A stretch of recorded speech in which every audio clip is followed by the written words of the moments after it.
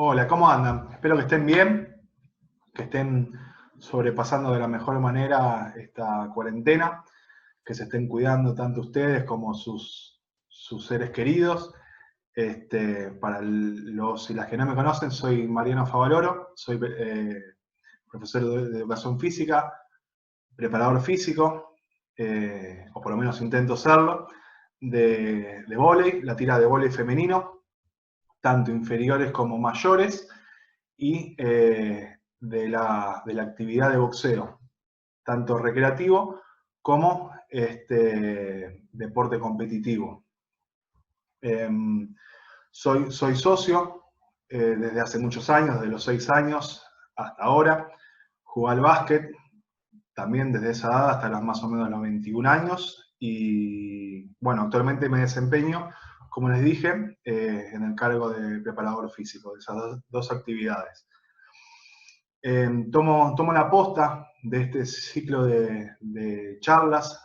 Me parece una excelente medida para poder hacer más amena esta cuarentena, para que nosotros podamos llegar a sus casas y que puedan ver un poco también cómo trabajamos. Bien, el tema que me toca dar es conceptos relativos al acondicionamiento físico en casa. Me gustó el título ese propuesto por el Departamento de Deportes porque eh, conviene hacer un ida y vuelta, un juego entre la teoría y la práctica. Muchas veces los profesores aparecen en los medios y terminan siendo meros reproductores de ejercicios, y creo que está bueno poder apoyarse un poco en las evidencias científicas, poder apoyarnos un poco en la teoría del entrenamiento, teoría general del entrenamiento,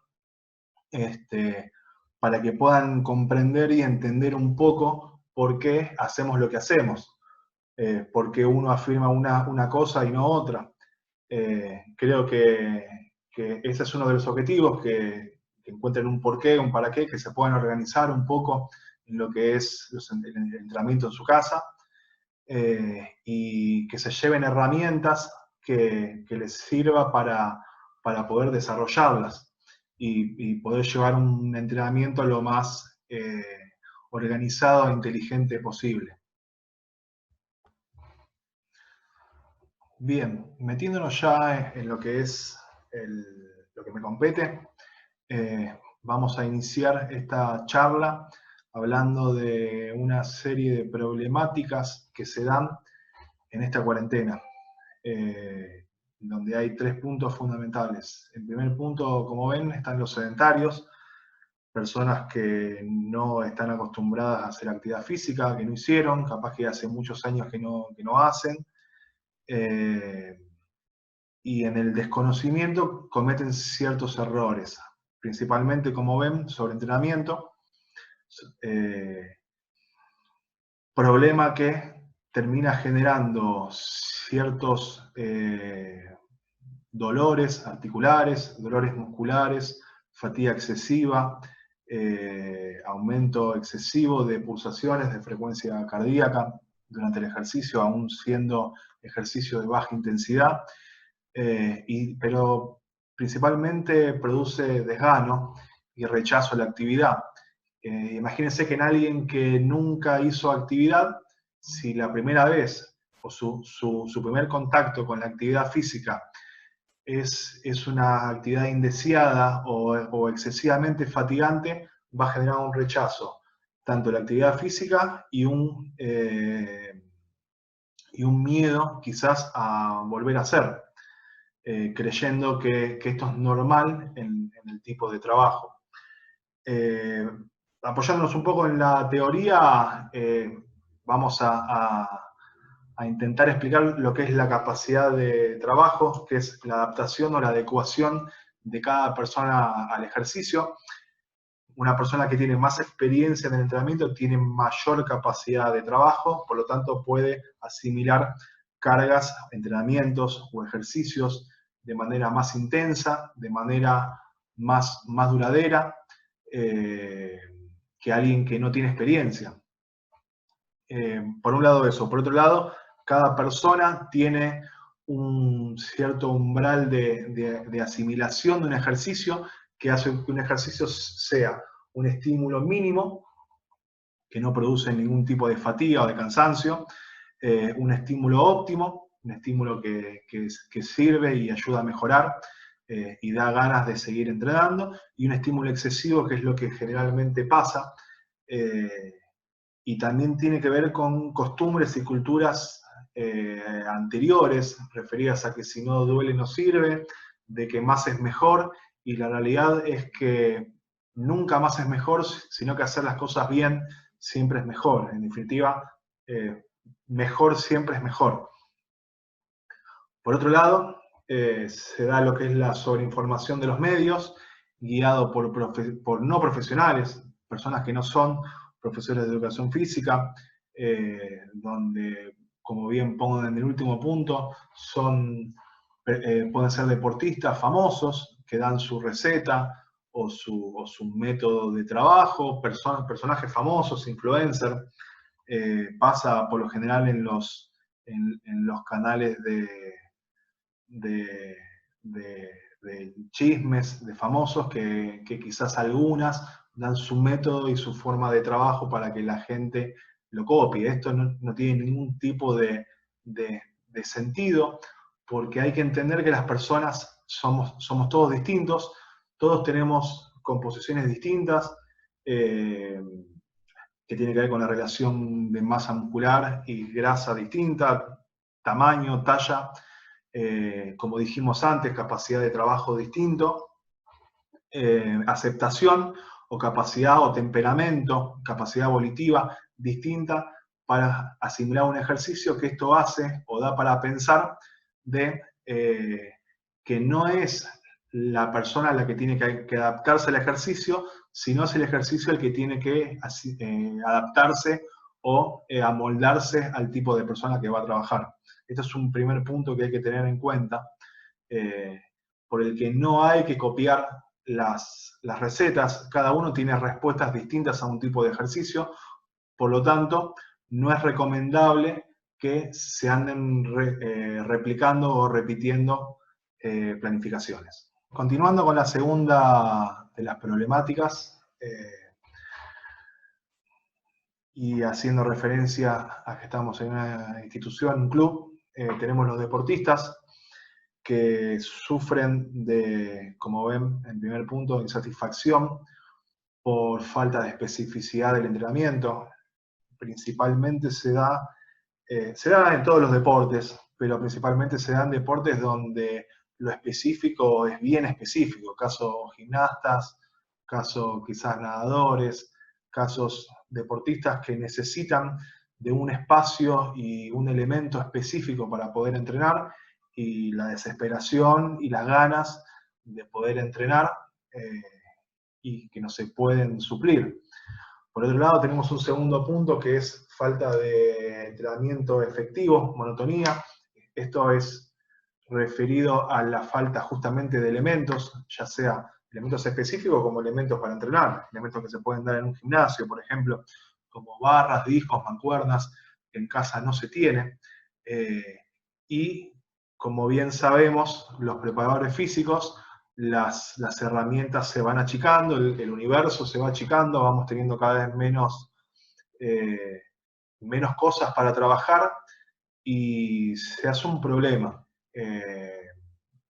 Justamente se da que no se puede seguir avanzando por falta de elementos, por falta de quizás intensidad apoyada en poder levantar más carga, más peso, y muchas veces no alcanza con aumentar solamente un volumen o la cantidad de repeticiones o series o el tiempo, sino que en determinados deportes, sobre todo deportes de categoría intermitentes o deportes que necesitan de mucha fuerza, de mucha velocidad, se necesita de elementos que puedan aumentar los que son los valores de fuerza y que se pierden inevitablemente.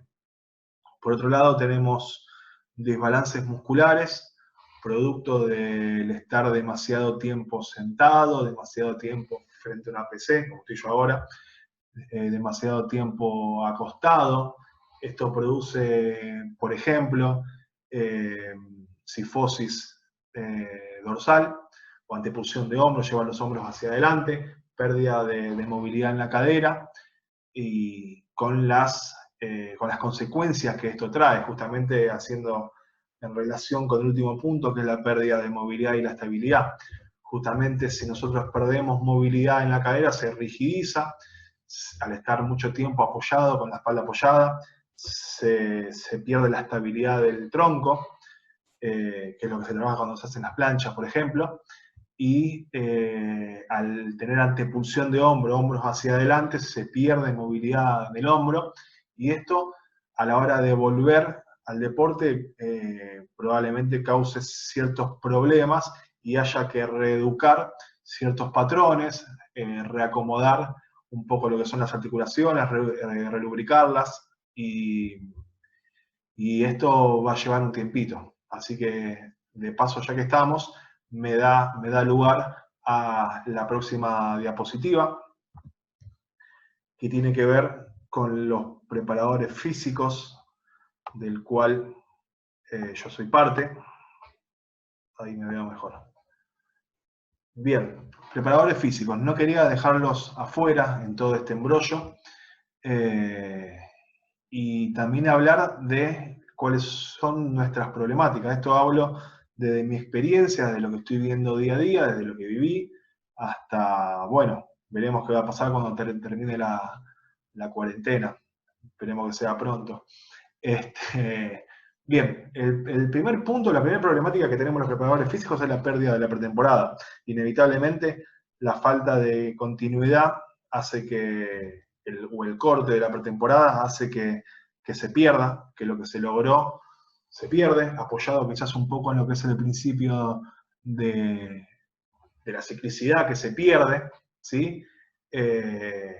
Y de la pérdida del retorno o disminución de lo conseguido en la pretemporada. Efectivamente, cuando se pierde una continuidad, se empieza a perder el rendimiento.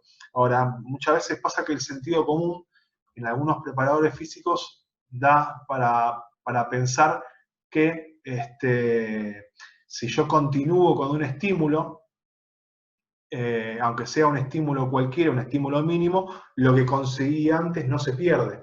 La realidad es que le hacemos referencia a la continuidad de un mismo estímulo. Si nosotros veníamos trabajando una capacidad y esa capacidad dejamos de trabajarla y trabajamos otra, mejoramos en esa otra, no mejoramos en la que veníamos trabajando. Por lo tanto, lo que tiene que ver con lo específico del deporte se perdió y va a haber que trabajarlo de vuelta. Un segundo punto tiene que ver con la organización de las sesiones de manera planificada, variación de las cargas. Esto tiene que ver en el propio periodo de cuarentena. El hecho de no tener los elementos, no tener el espacio, no significa que nosotros no podamos acomodarnos las cargas, que podamos hacer días intensos, días intermedios, días de descarga, que podamos atacar varias capacidades, pero bueno, entendiendo que el objetivo, claro está, es el de no perder una capacidad física básica, que es el que se tiene antes de una pretemporada. O sea, básicamente yo considero que el trabajo nuestro en la pretemporada es el de hacer llegar de la mejor manera posible para empezar una pretemporada de vuelta. Y el último punto tiene que ver con la reestructuración del calendario y planificación anual, entendiendo que cuando termine la cuarentena tenemos que ver cuánto tiempo vamos a disponer para poder entrar en competencia de vuelta, y a partir de ahí están las herramientas de cada uno, las herramientas que nosotros tenemos, para poder reacomodarnos y ver en función del tiempo que tenemos qué es lo que podemos trabajar. Pero entendiendo que cuando volvamos a la actividad no es que estuvimos en pausa, sino que tenemos que arrancar de vuelta, justamente porque las adaptaciones que conseguimos en todo el tiempo de pretemporada se perdieron. O sea, no es una puesta a punto, es arrancar de vuelta. Muchas veces es lo que algunos preparadores físicos no entienden o nos cuesta asimilarlo, pero bueno, esto la realidad es que es así. Y por último, les pueden ver el cuadrito que tengo al final, donde se ve que la habilidad está en el último punto, que tiene que ver con la especificidad del movimiento, la especificidad del deporte mismo, que tiene un primer piso, que es donde se apoyan la potencia, la fuerza, la resistencia, y una base donde se encuentra el movimiento y está apoyada sobre la movilidad y la estabilidad, que tiene que ver con los desbalances que vimos antes en el punto anterior con los deportistas, donde hablamos de que producto de la falta de movimiento o la falta de estimulación o el estar en demasía en reposo o estudiando o haciendo lo que sea, pero no en movimiento como se está durante el día, que además de hacer actividad uno se traslada hacia otros lados y se encuentra más en movimiento, se produce esta falta de movilidad y estabilidad que dificulta lo que es el movimiento y a su vez dificulta lo que son los pasos posteriores, que tiene que ver con la capacidad y que tiene que ver con el rendimiento específico del deporte. Por lo tanto, considero y recomiendo que lo primero que hagamos es reeducar los movimientos, reacomodar, tratar de conseguir los valores que teníamos antes de la pretemporada para poder después empezar a trabajar lo que es la capacidad y la capacidad específica. Hay una serie de preguntas que nos tenemos que realizar para poder seguir avanzando. La primera pregunta es ¿cómo me organizo? ¿Qué quiero trabajar? O sea, un primer paso es entender qué es lo que quiero trabajar. Pregunta quizá que es más fácil de responder cuando uno es deportista, cuando uno entiende medianamente o tiene un poquito de concepto encima sobre lo que su deporte requiere o necesita, sobre determinados valores de fuerza, de resistencia, de movilidad, de flexibilidad, de coordinación. Pero el problema surge cuando yo no tengo experiencia ni en el deporte, ni mucho tampoco en lo que es la actividad física. Entonces, hablamos de fuerza, de resistencia, de flexibilidad, de coordinación, y la verdad que no sabemos lo que queremos, porque sinceramente no entendemos para qué sirve o en qué momento se aplica una capacidad u otra. ¿Sí? Entonces, es un poco entender para qué necesitamos tener unos ciertos valores de fuerza, creo que es la capacidad madre, la capacidad más importante, simplemente porque el resto de las capacidades son compuestos de la fuerza. La resistencia es la capacidad de sostener contracciones o fuerza en el tiempo. La velocidad es la capacidad de sostener, de poder realizar fuerza en el menor tiempo o a la mayor velocidad posible. Bien, entonces entendiendo que quizás se necesita valores de fuerza para poder subir o bajar una escalera, para poder levantar un objeto pesado del piso, para poder correr, acelerar hasta la parada de un colectivo, poder trasladar una bolsa con compras desde el supermercado hasta la casa sin morir en el intento. Entonces, una vez que uno comprende o entiende para qué es que necesita entrenar, digamos que principalmente antes de cuestiones estructurales o estéticas, uno entrena para poder mejorar la funcionalidad o la función y poder estar más saludable, poder aprovechar mejor de las capacidades que nos da el cuerpo.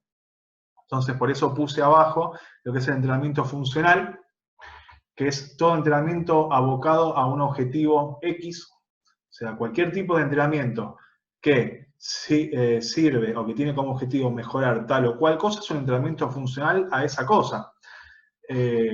No tiene que ver para nada con el concepto de entrenamiento funcional, quizá que está más generalizado, que sinceramente de funcional tiene poco, porque los movimientos, los gestos que se hacen no son de la vida cotidiana, nadie está cargando una barra, ni nadie está saltando una soga, sino que un entrenamiento funcional puede ser un entrenamiento que nos sirva para poder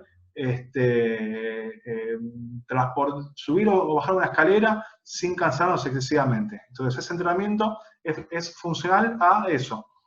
Eso es básicamente lo que me refiero cuando hablamos de entrenamiento funcional.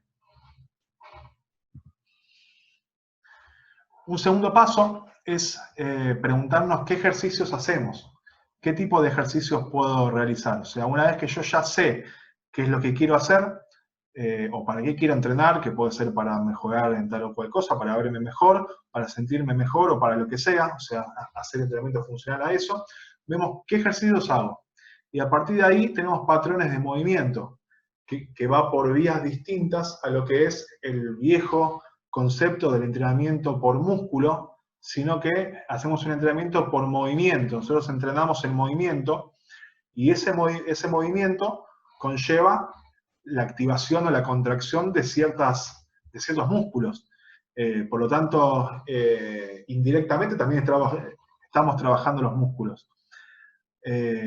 Los patrones de movimientos que tenemos son empujes, miembro superior, es empujar algo, puede ser cuando abrimos una puerta, traccionar, la acción de traer o de jalar, empujes de miembros inferiores que se pueden dar, por ejemplo, cuando uno sube las escaleras, o salta, o sube un escalón alto, y las tracciones en los miembros inferiores que se da cuando alguien, por ejemplo, levanta un objeto en el piso. Después tenemos transportes, que tiene que ver con la zona media, con el núcleo, el core, como algunos lo nombran, que no tiene que ver con el típico trabajo de abdominales de manera dinámica, sino que estamos hablando de evitar el movimiento. Los transportes se dan diariamente cuando uno lleva algo, cuando uno viene del supermercado con las bolsas cargadas, y tiene que tomar conciencia de poder contraer el núcleo sin que el tronco se vaya para todos lados. Se da puntualmente cuando uno lleva un objeto pesado en una sola mano y el objeto tiende a inclinar el cuerpo, por ejemplo, entonces uno en contraposición a ese movimiento contrae y evita esa inclinación. Por eso se habla de antis, los antimovimientos, que ahora es lo que vamos a ver a continuación. Y en lo que el deporte conlleva, además de los que nombré recién, tenemos la triple extensión, que tiene que ver con los saltos, y tenemos que ver con las rotaciones que se da, por ejemplo, en el boxeo, cuando uno rota para golpear. Esos son los patrones de movimiento que se puede llegar a trabajar. A partir de ahí, se utilizan ejercicios para trabajar dichos patrones.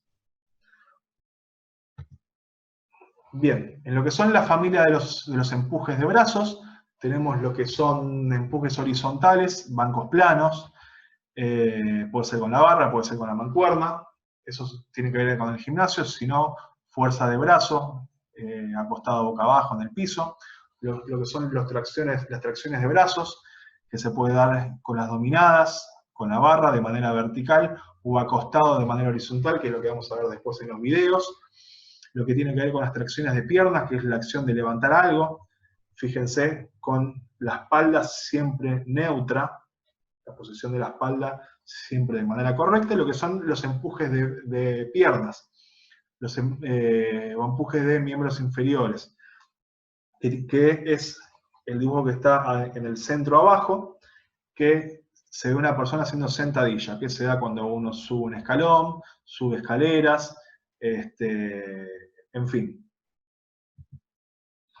Después, metiéndonos en lo que es el núcleo, como dijimos antes, la capacidad que nos da el núcleo, o la zona media, es la de evitar el movimiento.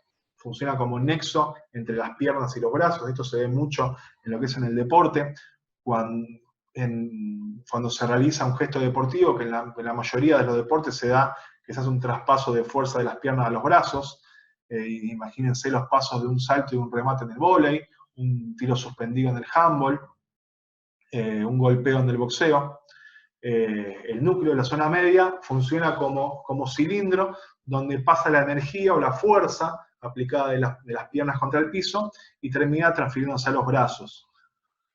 Entonces, a partir del concepto de antimovimientos, tenemos lo que es la antiextensión, que es lo que se da en la plancha frontal.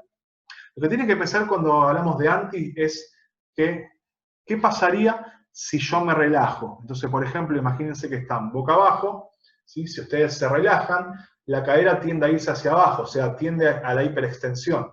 Por eso se llama antiextensión, es evitar hiperextender el tronco. Se da en una plancha frontal y es boca abajo. La antiflexión, que se da en la plancha supina, cuando uno está boca arriba, levanta la cadera y mantiene. Si uno se relaja, la cadera se flexiona, ¿sí? Es antiflexión o antiflexora. La inclinación lateral se da en la plancha lateral. Imagínense que ustedes cuando se relajan, se produce la inclinación. Por lo tanto, estamos evitando la inclinación lateral o la antiinclinación.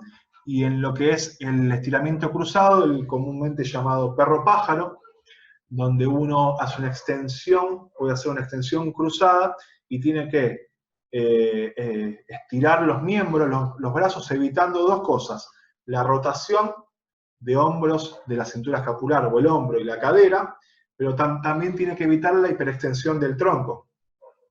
Por lo tanto, es un buen ejercicio para trabajar lo que es el continuo o la relación entre la movilidad y la estabilidad. Movilidad de los brazos por estabilidad central del tronco. Como ven ahí los ejercicios, tenemos en el primer caso lo que es un press pull-off, que se llama, es antirrotación. También, además del perro pájaro, se puede trabajar de esa forma. Un segundo ejercicio es una plancha frontal o antiextensora. Un tercer ejercicio se llama bicho muerto, que también, aparte de antiextensión, porque si uno estira los brazos y las piernas y se relaja, la espalda se hiperextiende, ¿sí? Entonces también es un ejercicio antiextensor.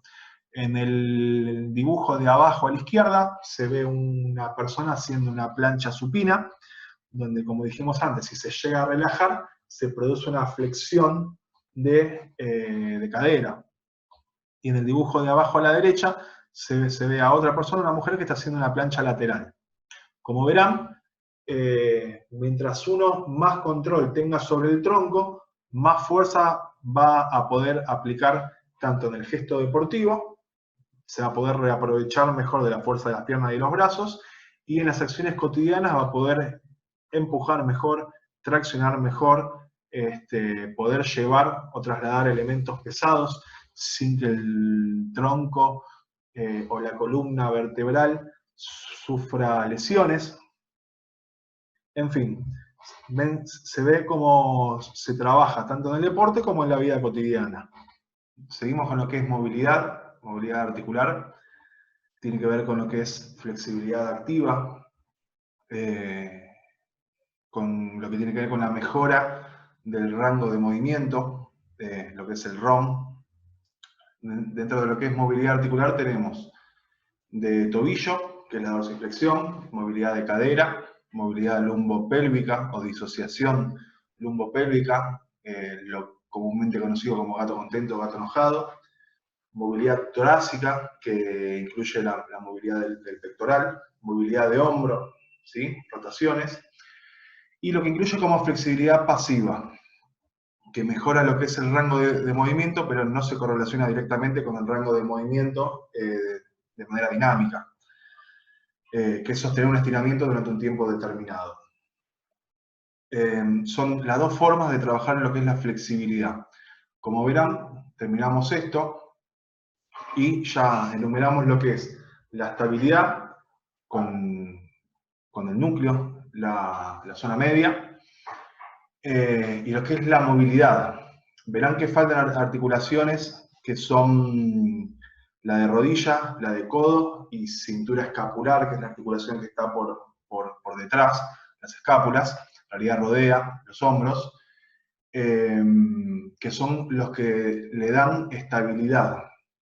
Entendiendo un poco y apoyándonos un poco sobre lo que es el concepto de Michael Boyle, de articulación por articulación, vamos a entender que hay articulaciones que por su arquitectura, por su forma, están mejor predispuestas o principalmente tienen la capacidad de darle o movilidad o estabilidad. Como bien dijimos recién, el tobillo, la cadera la columna torácica y los hombros generan movilidad, mientras que la rodilla, el codo y la zona media, o la columna lumbar, además de el cuello, las cervicales y la bóveda plantar, el pie, generan estabilidad. Todo movimiento, para que sea correcto, tiene que haber un correcto ida y vuelta entre movimiento y estabilización. O sea que algunas partes del cuerpo tienen que moverse y otras partes del cuerpo tienen que evitar ese movimiento. Que lo que pasa, por ejemplo, cuando se hace un gesto deportivo, que el tronco evita el movimiento, sin embargo los brazos y las piernas se están moviendo. Esta es una forma, es un poco reduccionista, pero es una forma de detectar rápidamente anomalías o dolores producto de la pérdida de función de una articulación que va a derivar lo que no está cumpliendo la articulación de arriba o de abajo. ¿Qué quiero decir esto? Pasando en el limpio. Si yo estoy mucho tiempo sentado y tengo rigidez en la cadera, la falta de movilidad de cadera se la voy a transferir a una sobreexigencia tanto a la columna lumbar, o sea, a la zona media, como a las rodillas. Esto se traduce en dolor de espalda baja o dolores de rodilla. Eso con respecto a los sedentarios. Por otro lado, con respecto a los deportistas, si yo estoy mucho tiempo sentado, también seguramente tenga antepulsión de hombros y eso puede llegar a ocasionar el día que volvamos a la actividad sobre un acortamiento del pectoral y un dolor en el hombro. Por otra parte, lo mismo, cuando se sobrevenda o se quita movilidad en el tobillo, se termina transfiriendo a los dolores de rodilla. Esta es una buena forma para poder entender y detectar cuando uno tiene un dolor. ¿Y qué pasa cuando uno deja de moverse, pierde movimiento, se rigidizan algunas zonas que tienen que moverse, otras zonas que tienen que estabilizar, pierden su función de estabilizar y ocurren dolores?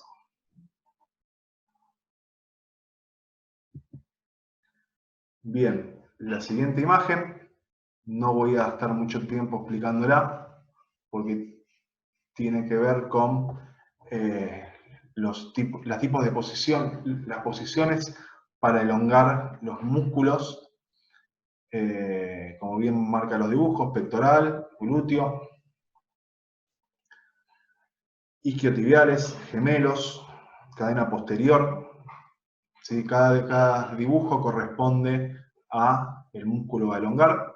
Pueden tomarse el tiempo para mirarlo después y básicamente, o lo único para agregar, y ya pasar rápidamente a la próxima diapositiva, es que mínimamente tienen que poder sostener el músculo elongado durante no menos de un minuto y medio, para que se desinhiba el músculo y se empiece a relajar. Van a notar que al principio que uno se empieza a estirar, hasta los primeros 30, 45 segundos, un minuto en algunos casos, el músculo sigue en contracción. A medida que se va sosteniendo en el tiempo, ese mecanismo inhibidor del músculo se va soltando y el músculo se empieza a relajar. Bien, continuamos en lo que es resistencia. Las propuestas de trabajo que podemos tener son de un trabajo continuo, para los que tienen elementos, bicicleta fija o cinta. Es un trabajo de baja intensidad que se sostiene en el tiempo y digamos que es sostener en el tiempo que uno puede aguantar. Pueden ser 15, 20, 25 minutos, media hora en algunos casos.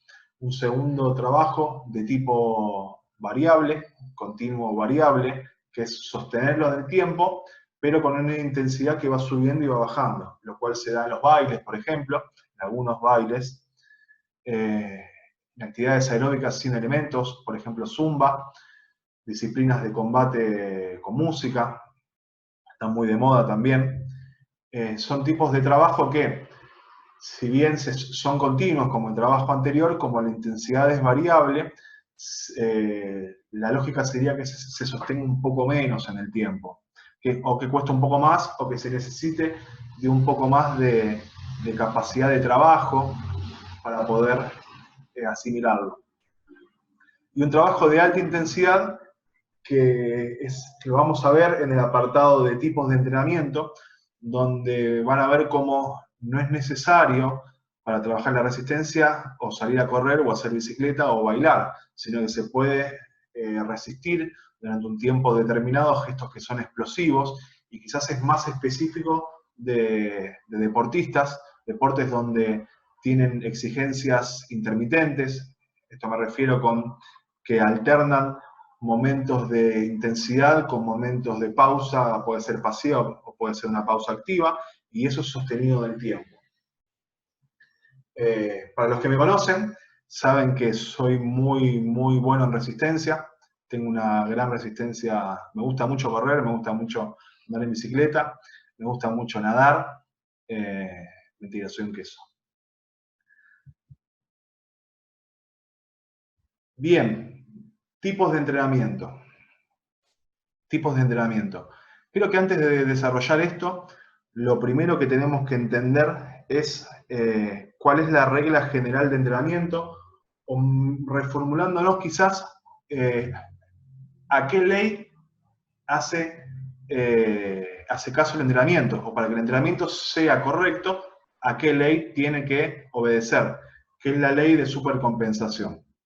La ley de supercompensación dice que el cuerpo, al recibir un entrenamiento, produce una fatiga, esa fatiga hace que el nivel baje y con el correcto descanso y alimentación, después aumenta su nivel y puede aumentar su capacidad de trabajo, y esto se traduce en poder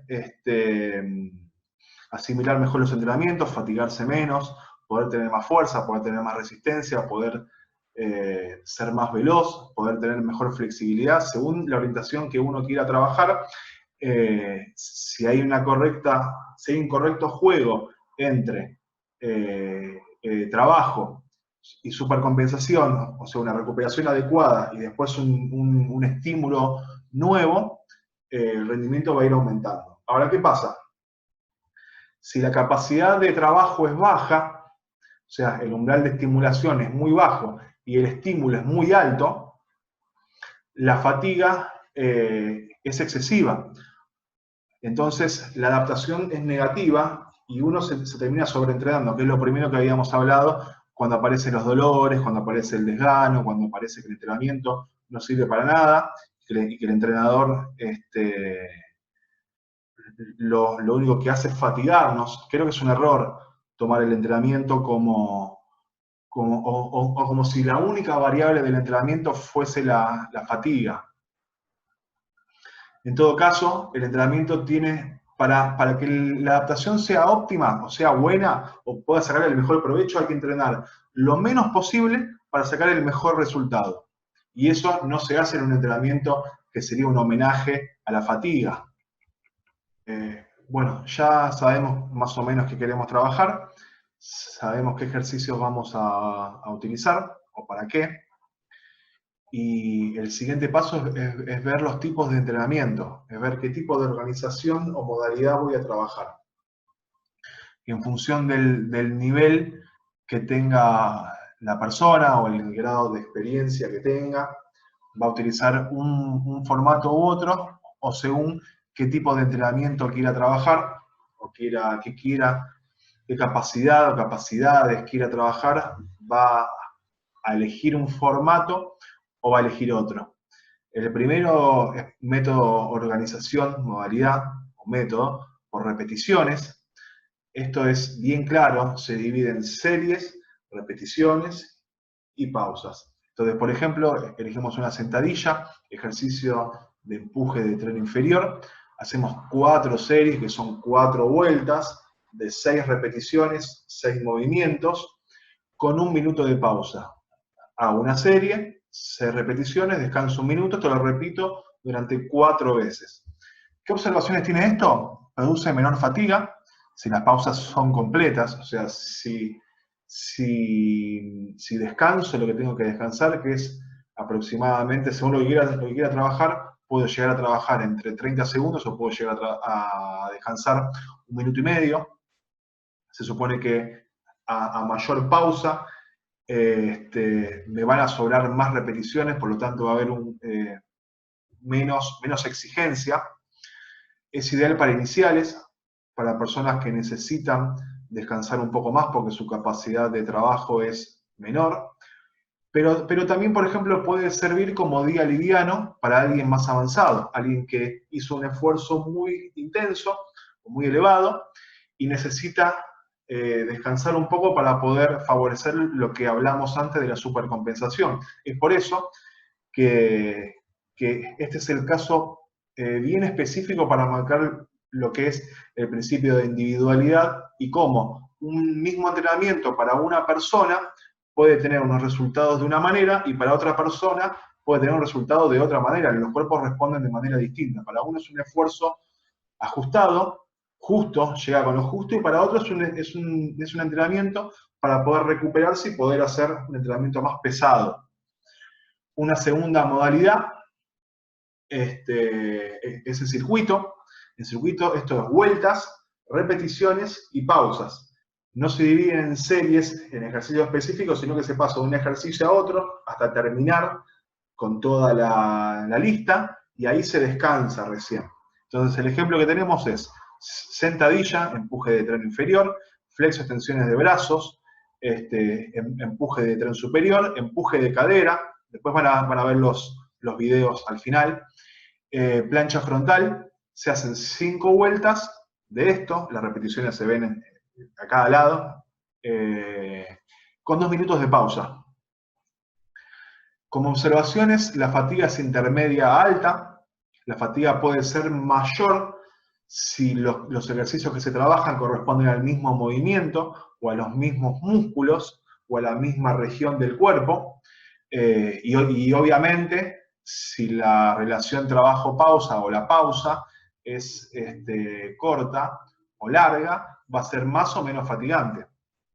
Puede ser utilizado para un nivel intermedio o avanzado y tiene como beneficio que puede atacar varios frentes, o sea, se puede trabajar varias capacidades. Podemos trabajar la fuerza, podemos trabajar la flexibilidad, se puede trabajar la movilidad, se puede trabajar la estabilidad central, se pueden trabajar varios patrones de movimiento, se abarca muchos objetivos en un solo entrenamiento.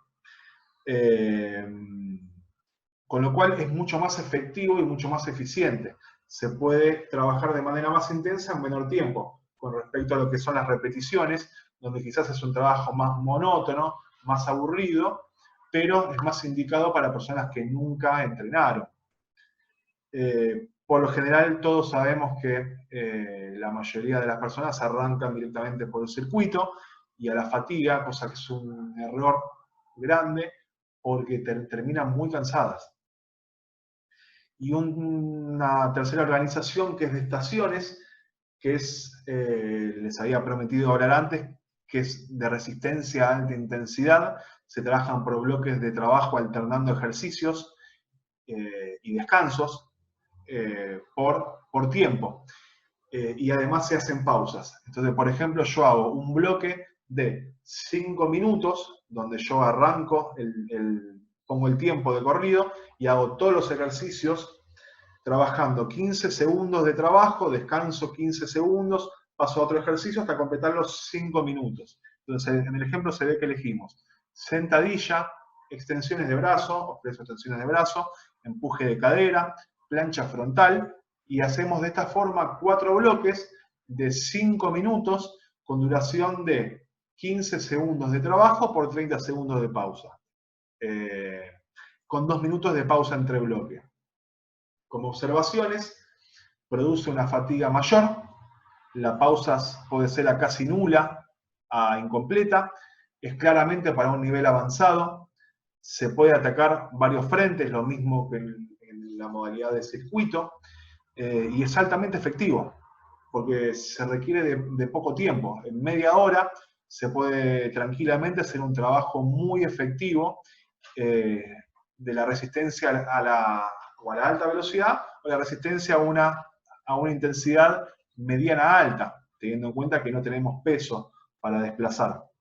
Quizás la organización por estaciones les sirva más a deportes de categoría intermitente, como dijimos antes, caso, por ejemplo, básquet, handball, futsal, vóley, deportes que requieren de resistencia a alta intensidad. Cuarto paso y último, el armado por fin de la sesión del entrenamiento.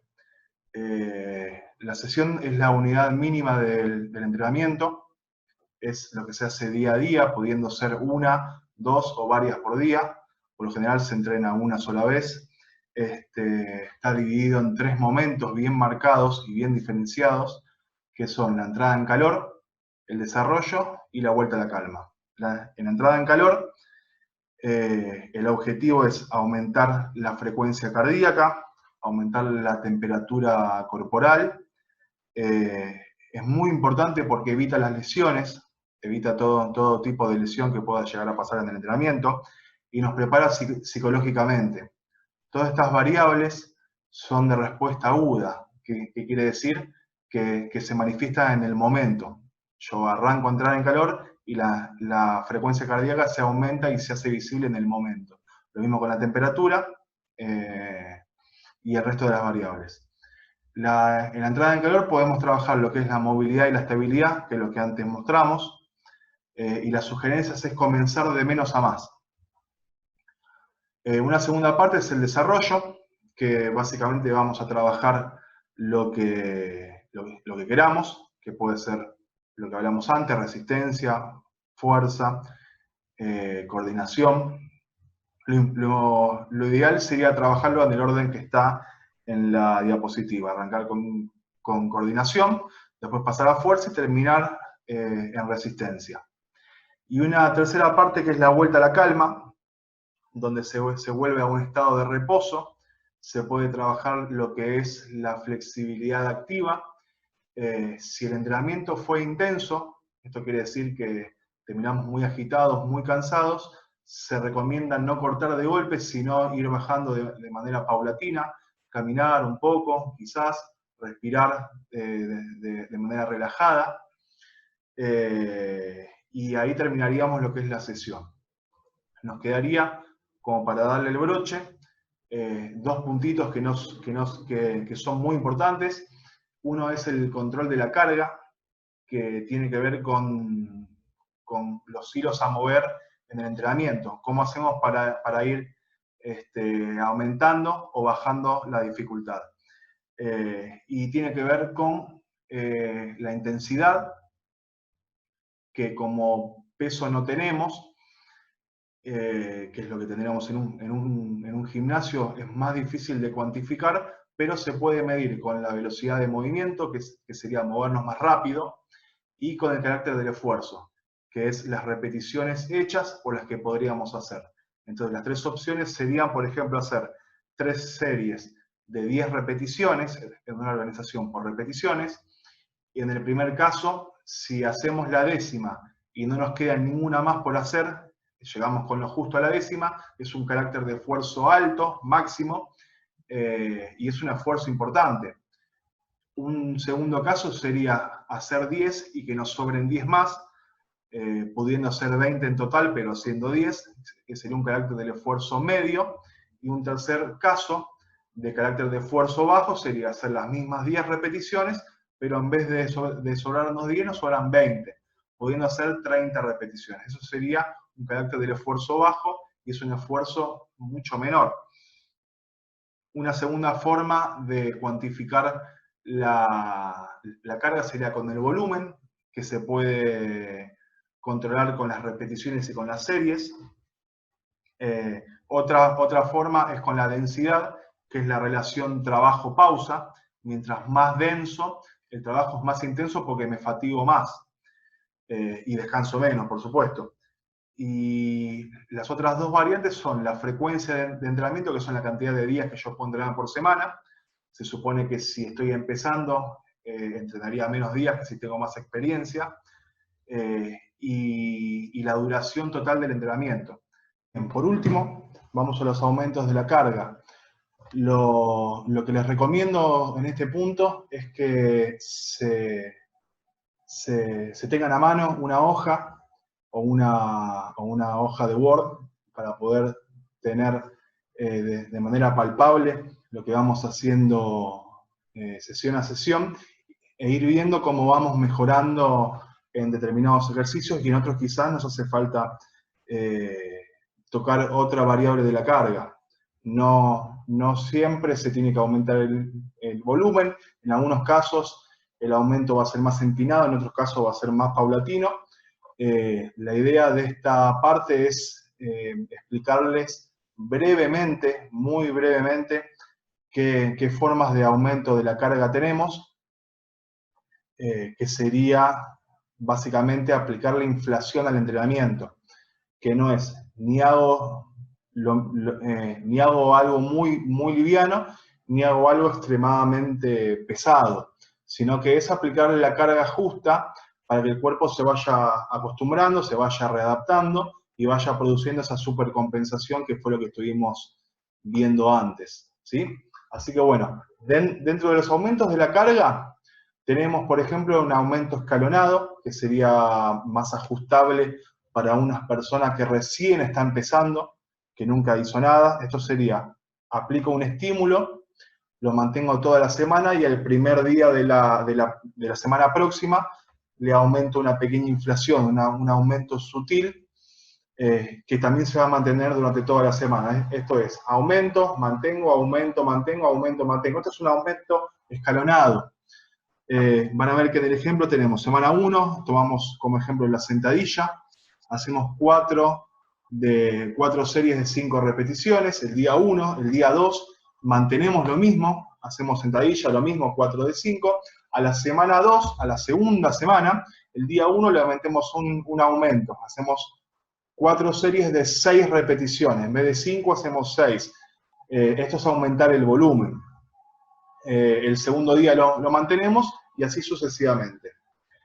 Después, un segundo caso es un aumento progresivo lineal, que esto es bien empinado, esto es cada día, hago un poquito más que el anterior. Ejemplo, seguimos con la sentadilla, semana 1, el día 1 hacemos 4 de 6, el día 2 hacemos 4 de 7, el día a la otra semana 2, el día 1 hacemos 4 por 8, y al otro día hacemos 4 de 9.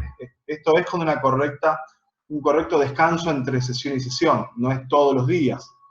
Lo que tienen que saber también es que la posibilidad de aumento del volumen no es durante mucho tiempo, va a llegar un momento donde vamos a tener que estabilizar, entonces quizás al principio es más correcto hacer un aumento escalonado y después meter un aumento progresivo lineal. No lo voy a detallar ni a desarrollar, pero para las personas que sean intermedias o avanzadas, que necesitan de más intensidad, de que el entrenamiento sea más pesado, lo que pueden hacer es hacer un día pesado, pero al otro día bajar las cargas. Es esto que hablamos antes de la organización por repetición, de tomar un día que sería para alguien inicial, tomarlo como descarga. Esa es una posibilidad para poder recuperarte y supercompensar para poder seguir mejorando. Bueno, con esto ya estamos. Como verán, vimos cuestiones sobre programación, cuestiones sobre adaptación, cuestiones sobre carga, cuestiones sobre el principio del entrenamiento. La realidad es que se hace muy difícil quizá comprimirlo todo para tan poco tiempo, pero espero que se hayan llevado herramientas, que se hayan llevado respuestas a algunas preguntas y quizás también estaría bueno que se hayan llevado algunas dudas. Con esto terminamos. Ya tienen sus herramientas para poder trabajar, ya saben qué trabajar, qué movimientos, cómo organizarse, de qué forma. Así que ahora es hora de entrenar, de ponerse las pilas por salud, por lo que les guste, pero es cuestión de moverse. Espero que les haya gustado, que lo hayan disfrutado tanto como yo.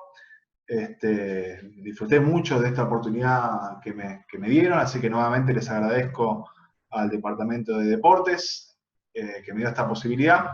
También agradezco a mi mujer, a Ingrid, que también es profe ahí en COMU, que me ayudó con este video. Van a verla como modelo después al final de este video, mostrando los ejercicios.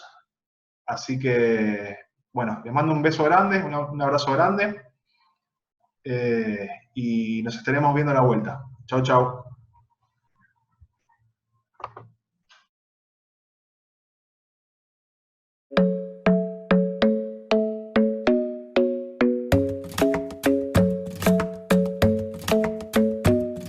The club isn't the best place to find a lover, so the bar is where I go. Me and my friends sat at the table doing shots, tripping fast, and then we talk slow. And you come over and start up a conversation with just me, and trust me, I'll give it a chance. Now take my hand, stop it, and the man on the jukebox, and then we start to dance. And now I'm singing like, girl, you know I want your love. Your love was handmade for somebody like me. Come on now, follow my lead. I may be crazy, don't mind me. Say, boy, let's not talk too much. Grab on my waist and put that body on me. Come on now, follow my lead. Come on now, follow my lead. I'm in love with the shape of you.